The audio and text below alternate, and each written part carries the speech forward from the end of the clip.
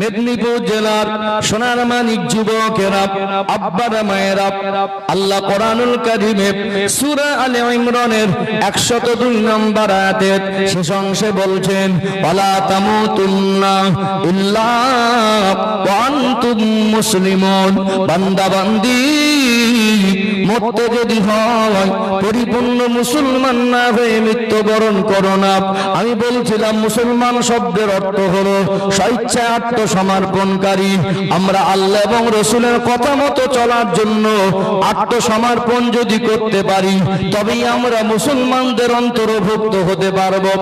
এখানে একটু ব্যাখ্যা দেই, সকলের সহজে বুঝে আসবে। আজ সোশ্যাল মিডিয়ার মাধ্যমে বিভিন্ন দেশ বিদেশের খবরগুলো আমরা সহজে পাই কি পাই না?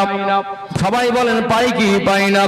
আজকে পশ্চিমা দেশগুলোতে যারা হাই এডুকেটেড পারসন, একজন গবেষক, একজন ইঞ্জিনিয়ার, একজন লেকচারার, একজন হাই এডুকেটেড পারসন, এই সমস্ত পর্যায়ের মানুষেরা তারা ইসলামকে বুঝে, ইসলামকে জেনে স্বেচ্ছায় আজকে অনেক মানুষ ইসলামের ছায়াতলে আসছে কি আসে না? ডক্টর মরিস বুকাইলির মতো একজন বিখ্যাত গবেষক যে কোরআন শরীফের ভুল খুঁজতে এসেছিল, যে কোরআন শরীফের ভুল খোঁজার জন্য আগ্রহ প্রকাশ করবে, কোরআন শরীফে কোথায় ভুল আছে যে খোঁজার জন্য খুঁজতে নেমে যাবে, কোরআনুল কারীমের নিম্নতম অর্থ বোঝার তার ক্ষমতা থাকা দরকার আছে না নেই? ওই লোকটা একেবারে মূর্খ নয়, একজন শিক্ষিত মানুষ, জ্ঞানী মানুষ, ডক্টর মরিস বুকাইলি। সে কোরআন শরীফ গবেষণা করে দেখলো, ভুল তো খুঁজে পেল না, বরং সে বুঝতে পারলো আমি নিজে ভুলের মধ্যে আছি। কোরআন শরীফের ভুল খুঁজতে গিয়ে ভুল তো খুঁজে পাওয়া সম্ভব নয়। আল্লাহ দয়াময়, তিনি নিজেই বলেছেন কোরআনুল কারীমের মধ্যে সূরা আল বাকারার 2 নম্বর আয়াতে, যালিকাল কিতাবু লা রাইবা ফি। ভুল তো দূরের কথা, সন্দেহের অবকাশ পর্যন্ত নেই। এই ডক্টর মরিস বুকাইলি নিজের ভুলটা বুঝতে পেরে ঈমানের কলেমা পড়ে মুসলমান হয়ে গেছে। বলুন সুবহানাল্লাহ। আজ পশ্চিমা দেশগুলোতে, বিশেষ করে আমেরিকা, ইউরোপে, এই সমস্ত জায়গাতে আজ ইসলামের ছায়াতল আসছে না? মানুষ তাদের দেশের কালচার এত নোংরা করে ফেলেছে, ন্যায় নীতি আদর্শ এতটাই মিটে গেছে, আপডেট মডার্ন আর ফ্যাশনগিরি দেখাতে গিয়ে মানুষের জীবনের সুখ শান্তিটাও উঠে যাচ্ছে না? বিশৃঙ্খল পরিবেশে শিক্ষিত মানুষেরা প্রকৃত আদর্শ কি খুঁজতে অনুসন্ধান করছে, খুঁজে তারা ইসলামের ভিতরে প্রকৃত মানুষের আদর্শ খুঁজে পেয়ে তারা স্বেচ্ছায় ইসলাম গ্রহণ করছে। এটা করছে, আমি এটা বোঝানোর জন্য এখানে বলছি। আমি একটা উদাহরণ দেই, মুসলমান শব্দের অর্থটা আর একটু সহজে বুঝে আসবে ইনশাআল্লাহ। আজকে আপনাদের এই গ্রামে একজন 50 বছর বয়স্ক মানুষ, সে যদি ইসলামকে বুঝে সুঝে সজ্ঞানে এখানে কলেমা পড়ে মুসলমান হয়, আমরা তাকে আজ থেকে কি বলবো? মুসলমান বলবো তো? লোকটার বয়স কত বছর বললাম? উদাহরণ দিচ্ছি বোঝানোর জন্য, 50 বছর। তাহলে 50 বছর তিনি তো মুসলমান ছিলেন না, ইসলাম ধর্মাবলম্বীদের অন্তর্ভুক্ত ছিলেন না। তার মানে তার জীবনে ইসলামের শরিয়াত বলে ইতিপূর্বে কিছু ছিল না। সে তার মতো করে এতদিন জীবন যাপন করেছে, এটাই তো ঠিক নাকি? আগে মদ খেত, বোঝানোর জন্য বলছি, আগে সুদ খেত, আগে তার ভিতরে শরিয়াতের বিধান ছিল না, যা মনে করতো তাই করত। এখন আজ থেকে কলেমা পড়েছে মনে, আগে যা করতো তাই করতে পারবে না, তার ভিতরে চেঞ্জ বা পরিবর্তন দরকার আছে। একটু কথা বলেন, দরকার আছে না? মনে করুন এখানে কলেমা পড়ে মুসলমান হলো, লোকটা কিন্তু খুব শিক্ষিত মানুষ, লোকটা জ্ঞানী মানুষ, এরকম আছে, অনেক আছে না? এখন 2 মাস আপনার গ্রামে আছে, 2 মাসের ভিতরে একদিন ওযু করিনি, এক ওয়াক্ত নামাজ পড়িনি, বরং তার জীবনে পরিবর্তনের চিহ্ন কিছুই খুঁজে পাওয়া যায়নি। এখন এই আগে যা করতো তাই করে, শুধু স্টেজে উঠে খুব জোরে আবেগ ভরে কলেমা পড়ে নিয়েছে। 2 মাস পরে এই গ্রামে সমালোচনা হবে কি হবে না? সবাই বলেন হবে না? কি হবে? একদল মানুষ বলবে লোকটা ধোঁকাবাজ, আমাদের ধোঁকা দিচ্ছে, বলবে না? আবার কেউ বলবে ও মুসলমান মুখে মুখে হয়েছে, ওর মন থেকে মুসলমান হয়নি। কেউ বলবে ওকে মুসলমান বলাই যাবে না। এরকম বিভিন্ন মন্তব্য উঠে আসবে কি আসবে না? কিন্তু আমি যেটা বোঝাতে চাইছি, আজকে যারা ইসলামের মধ্যে আসছে তাদের ঈমান এত মজবুত, তাদের 50 বছরের চলার অভ্যাসটাকে তারা বাদ দিয়ে আল্লাহ এবং রসুলকে এত বেশি ভালোবাসছে। তাদের পরিবারের নবমুসলিম যারা দেখবেন, তাদের লাইফ হিস্টোরি দেখবেন, কত দুঃখ বেদনা।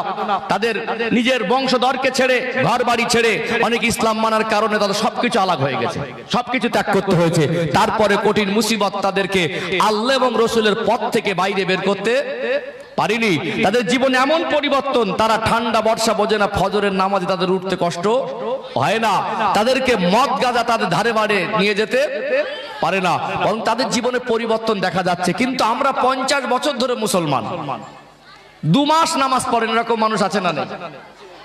হ্যাঁ দেন না, 2 মাস নামাজ পড়ে না, 1 মাস নামাজ পড়ে না, 1 সপ্তাহ নামাজ পড়ে না। আজকে একটা নবমুসলিম যদি শুধু কলেমা পড়ে 2 মাস বেনামাজি থাকে, আমরা তাকে বলবো লোকটাকে মুসলমান বলতে আমাদের লজ্জা লাগছে, মুসলমান বলা যাবে না, মন থেকে মুসলমান হয়নি। বরং আপনি 50 বছর ধরে মুসলমানের ঘরে জন্ম নিয়ে, মুসলমানের ঘরে লালিত পালিত হয়ে, মুসলমান দাবি করে 50 বছর ধরে দাবি করছেন, আপনি 2 মাস বেনামাজি, আপনি কোন পর্যায়ের মুসলমান? লোকের সমালোচনা করি, আমার আত্মসমালোচনাটা কে করবে? কথা কি বুঝতে পারছেন? হ্যাঁ, অনেকে মদ খাচ্ছে, গাঁজা খাচ্ছে, আজ আল্লাহ 2 পয়সা দিয়েছে, সবাই না, এক শ্রেণীর মানুষ পয়সার গরমে তাদের বাড়ির মেয়েদের আর স্ত্রীদের পোশাকগুলো ছোট আর পাতলা হয়ে গেছে না যায়নি? এগো গেছে না যায়নি? গেছে না? আজ আপডেট হয়েছে, আমাদের যুবক যুবতীরা কথা বলে ইংরাজি আর বাংলা পাইল করে, মিক্স করে, ইংরাজি আর বাংলা শব্দ সব মিক্স হয়ে আছে না নেই? আছে না? ছোট ছোট বাচ্চাগুলো আপডেট, মোবাইল দেখে দেখে আপডেট হয়েছে। এখন আমাদের ইয়াং যারা আছেন, এরা এই মেসেঞ্জারে, হোয়াটসঅ্যাপে যে চ্যাট করে, এর চ্যাটের একটা আলাদা ভাষা আছে, এটা আপডেট। আর লিখে 8 দিয়ে দেবে, মানে কি? আর 8 মানে রাইট, সংকেত লেখে অল্পতে লিখে দেয়। এই যে ভার্সন চলছে আমাদের যুবকদের মাঝে, আগেকার দিনের MA পাস ওই লোকটাকে দিলে সহজেদের লেখার ভাষাটা পড়তে পারবে না, মানে এটাই আপডেট। ও যাকে লিখছে সে বুঝতে পারছে, আর যে ওকে পাঠাচ্ছে সেও বুঝতে পারছে, এরকম একটা ব্যাপার চলছে। এরা যখন আপডেট হয়েছে, আমাদের সমাজে কিছু কিছু মানুষ আল্লাহ 2 পয়সা বেশি দিয়েছে, এরাও আপডেট হয়েছে। আগে বিড়ি খেতে, এখন সিগারেট খাচ্ছে। কি গো, একটু হাঁকু দেন না? আগে ডোলা খৈনি মতিয়ার তামাক খেত, এখন 1 ধাপ বেড়ে গিয়ে গাঁজা খাচ্ছে। আগে হাড়িয়া আর বাংলা খেত, এখন আল্লাহ 2 পয়সা দিয়েছে, এখন ইংলিশ চালাচ্ছে। চালাচ্ছে না? কি চালাচ্ছে? বলছে আমরা আপডেট হয়েছি। কি হয়েছি? আপডেট হয়েছি। কিন্তু বিশ্বাস করুন, একজন নবমুসলিম যদি আমরা যা কর্মকাণ্ড করছি, আমাদের ছেলেমেয়েরা যা কর্মকাণ্ড করছে, এই কর্মকাণ্ড যদি একজন শুধু কলেমা পড়ে মুসলমান হওয়ার পরে এইগুলো যদি করে, আমরা তাকে মুসলমান বলবো না। কিন্তু আমাদের কর্মকাণ্ড এগুলো অনায়াসে করেও আমরা বলছি আমরা পাক্কা মুসলমান, তেজি মুসলমান বলছি না? হ্যাঁ, এমন পাওয়ার দেখাবে মনে হবে এর ইমানে কোনো খুঁত নেই। আল্লাহ এই জন্য বলছেন, ওয়ালা তামুতুন্না ইল্লা ওয়া আনতুম মুসলিমুন, মরতে যদি হয় পরিপূর্ণ মুসলমান না হয়ে মৃত্যুবরণ করো না। সমর্পণে ঘাটতি রাখলে হবে না। আমি আল্লাহকে মেনেছি মনে, আজ থেকে আমার যা মন চায় তাই করতে পারবো না, যা মন চায় তাই খেতে পারবো না, যা মন চায় আমি তাই বলতে পারবো না। রাসূলকে মেনেছি মনে, আমার আদর্শ দুনিয়ার কোনো খেলোয়াড় বা প্লেয়ারের মতো হবে না, দুনিয়ার কোনো চলচ্চিত্র নায়ক নায়িকার মতো হবে না, আমার আদর্শ দুনিয়ার কোনো মানুষের মতো হবে না। আদর্শ যদি ফলো করতে হয়, সর্বকালের সর্বযুগের সর্বশ্রেষ্ঠ মহামানব, যিনি সৃষ্টি জগতের জন্য রহমত, ইমামুল আম্বিয়া, খাতামান নবিয়্যিন, সাইয়্যিদুল মুরসালিন, নূরে মুজাসসাম, রাহমাতাল লিল আলামিন, সেই প্রিয় রাসূলের আদর্শ আমি ফলো করব, সেই নবীর ভালোবাসা অন্তরে জাগা দেব, আল্লাহ এবং রাসূলের কাছে আত্মসমর্পণ করে দেব, তবেই হব প্রকৃত মুসলমান। কথা ঠিক না বেটি? এই আয়াতটা আপনারা এতদিন শুনে শুনে মুখস্থ করে ফেলেছিলেন, একটু ব্যাখ্যা দরকার ছিল না? ছিল কি ছিল না? তাহলে একটা হলো আমাদের জীবনের সমস্যা, আর একটা হলো সমাধান। কি বললাম? অসুস্থতা সমস্যা, আর সুস্থতা লাভ করা হলো সমাধান। আজকে মদ হারাম, যারা খাচ্ছে তারা জানে না, হাঁকু দেন না। নামাজ পড়তে হবে সবাই জানে না, পর্দা করতে হবে সবাই জানি না, অর্থাৎ ধনীদের জন্য হজ যাকাত কুরবানি জানি না। এক কথায় কোনটা নেকি, কোনটা গোনা, কোনটা করণীয়, কোনটা বর্জনীয়, কোন কাজ করলে জান্নাতে যাওয়া যাবে, কোন কাজ করলে জাহান্নামে যাওয়া যাবে, এগুলো আমরা জানি কি জানি না? জানি সবাই, মানছি না কেন? এটাই হলো সব থেকে বড় প্রশ্ন। জানি সবাই, আমরা মানছি না কেন? এই কেন কথার উত্তরটা খোঁজা দরকার আছে না নেই? আজকে কেন কথার উত্তরটা খুঁজে দিয়ে শেষ করবো ইনশাআল্লাহ। দোয়া করে দেবো নাকি? দোয়া করে দেবো? তকবীরের আওয়াজই প্রমাণ করে দেবে। যখন তকবীরের আওয়াজ স্লো হয়ে যাবে দোয়া করে দেবো ইনশাআল্লাহ। এটা আওয়াজ দেন না, আর এই তাকবীর, আর একটু প্রাণ ভরে না, আর এই তাকবীর, না আর এই তাকবীর। আলহামদুলিল্লাহ, মেদিনীপুর জেলার মানুষ আমাকে দীর্ঘদিন ধরে ভালোবাসে।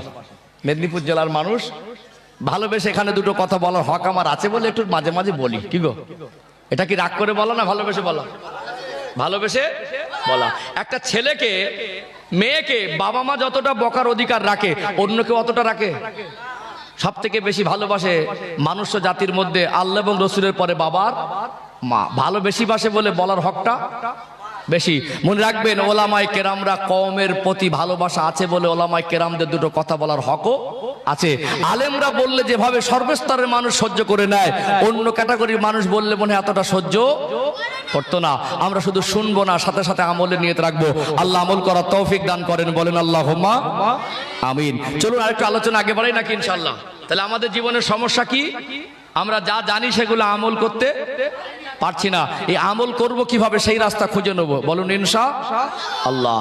ও ভাইজানেরা, সোনার মানিক যুবকেরা, আব্বারা মায়েরা, আল্লাহ দয়াময় যেমন কোরআনুল কারীমে সূরা আল ইমরানের 102 নম্বর আয়াতের শেষে বলছেন, ওয়ালা তামুতুন্না ইল্লা ওয়া আনতুম মুসলিমুন।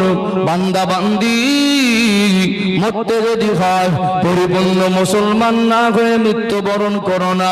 ঠিক খুতবার ভিতরে আয়াতটা যেমন পড়েছি, আমার নবীর পবিত্র জবানে বর্ণিত একটি হাদিস শরীফ আপনাদের কাছে পড়েছি, ওর একটু ব্যাখ্যাটা করে দেই। নবী আমার সোনা জবানে বললেন, আকমালুল ঈমান আহসানুহুম খুলুকা। তোমাদের মধ্যে এই ব্যক্তি প্রকৃত ঈমানদার, যার আখলাক চরিত্র ভালো। আমাদেরকে আদর্শবান হতে হবে, আমাদের মনুষ্যত্বকে মুসলমান করতে হবে, আমাদের আখলাকটাকে মুসলমানের মতো করতে হবে। উদাহরণ দিয়ে যদি বলি আপনাদের সহজে বুঝে আসবে। আমি আমার দিয়ে উদাহরণ দেই। আমি গুজরাটে পড়াশোনা করেছি। পড়াশোনা করে ওখানে যখন আমি আমার পড়াশোনা সমাপ্ত করেছি, মাদ্রাসা থেকে আমাকে একটা সার্টিফিকেট প্রদান করা হয়েছে। আমি ওই সার্টিফিকেটটাকে আলেম মনে করি না। আমার গায়ে লম্বা জামা আছে, মাথায় টুপি আছে, এই মাথায় টুপি আর জামাটা আমার আলেম নয়। ও ভাইয়েরা, বাবাজিরা, আমার আখলাক চরিত্র যদি আলেমের মতো না হয়, আমার চিন্তা চেতনা যদি আলেমের মতো না হয়, আমার আদর্শ যদি আলেমের মতো না হয়, আমার মনুষ্যত্ব যদি আলেমের মতো না হয়, আমার গায়ে যত পরিষ্কার চকচকে ঝকঝকে জামা থাক, আমার পরনে যত সুন্দর পোশাক থাক, আমার মাথায় যত দামি টুপি থাক, আর আমার সার্টিফিকেটটা যত দামি মাদ্রাসার হোক না কেন, আল্লাহর দরবারে কি আলেম বলে গণ্য হওয়া যাবে? যাবে কি? তাহলে ওই সার্টিফিকেটের পাশাপাশি, এই আলেমের লেবাস পোশাকের পাশাপাশি আমার আখলাক, আমার চরিত্র, আমার চিন্তা, আমার চেতনা, আমার মনুষ্যত্ব, আমার কথা, আমার চালচলন, আমার আমলগুলো আলেমের মতো হতে হবে। তবেই আল্লাহর কাছে আলেম বলে গণ্য হওয়া যাবে। আই কার্ডে মুসলমান, আধার কার্ডে মুসলমান, প্যান কার্ডে মুসলমান, জমির দলিলে মুসলমান, বাপ মুসলমান তাই মুসলমান, মুসলমানের ঘরে জন্ম নিয়েছি তাই মুসলমান, আমার দাদু হাজী সাহেব পাক্কা মুসলমান তাই আমি মুসলমান। আমার ভিতরে নামাজ থাকবে না, আমার ভিতরে টাকা আল্লাহ অর্থ দেওয়ার পরে আমি হজে যাব না, তার থেকে যাকাত দেব না, কুরবানির আমার উপরে আল্লাহর হুকুম এসে গেছে, তারপরে লোকের অংশ ধরে খাবো, আমার টাকা বেঁচে থাকবো, টাকা খরচা করব না। আমি মুসলমান বলে দাবি করব, আমার ঘরের সাবালিকা মেয়ের পর্দা ঠিক থাকবে না। আমি মুসলমান বলে দাবি করব, আমার স্ত্রীকে সঙ্গে নিয়ে যাব, পর্দার কোনো বালাই থাকবে না। আমি মুসলমান বলে দাবি করব, আমার ভিতরে মদ থাকবে, আমার ভিতরে জেনা থাকবে, আমার ভিতরে সুদ থাকবে, আমার ভিতরে ঘুষ থাকবে। যতই আই কার্ড, আধার কার্ডে, প্যান কার্ডে মুসলমান হন, আর যত বড় তেজি মুসলমানের ঘরে জন্ম নেন, ওই পরিচয়টুকু দিয়ে নাজাত পাওয়া যাবে না। আপনার মনুষ্যত্বকে মুসলমান করতে হবে, আখলাক চরিত্রকে মুসলমান করতে হবে, আপনার আদর্শকে মুসলমান করতে হবে, আপনার চিন্তা চেতনাকে মুসলমান করতে হবে। অর্থাৎ আপনি যদি প্রকৃত মুসলমানের অন্তর্ভুক্ত হতে না পারেন, আল্লাহ বলছেন তার আগে মৃত্যুবরণ করো না।